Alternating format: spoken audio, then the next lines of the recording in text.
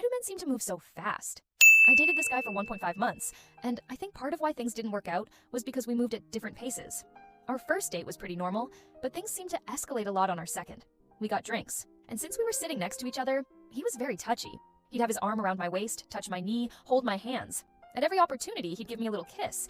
He said it was because physical touch was his love language. I like touch too, but the amount he was doing felt like a lot for a second date, especially in public.